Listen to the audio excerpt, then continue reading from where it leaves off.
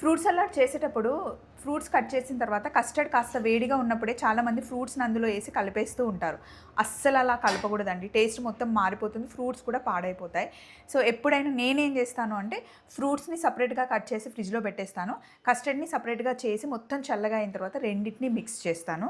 అయితే ఫ్రూట్స్ని ఓన్లీ ఫస్టే కట్ చేసి పెడితే కనుక అవి నల్లగా అవ్వకుండా ఉండడం కోసం కొంచెం లైట్గా ఇలా షుగర్ కలిపి పెట్టేస్తే అట్టిపండు అలాగే యాపిల్ అవి నల్లగా అవ్వకుండా ఉంటాయన్నమాట. మీరు హోటల్కి వెళ్ళినప్పుడు ఫ్రూట్స్ కూడా మనకి కట్ చేసి సలాడ్స్లో పెడుతూ ఉంటారు కదా, అప్పుడు షుగర్ వాటర్లో లైట్గా షుగర్ వేసి వాటర్ మొత్తం కలిపేసి అప్పుడు ఫ్రూట్స్ వేస్తే ఫ్రూట్స్ స్వీట్గా ఉంటాయి, అంతేకాకుండా నల్లగా అవ్వకుండా ఉంటాయన్నమాట.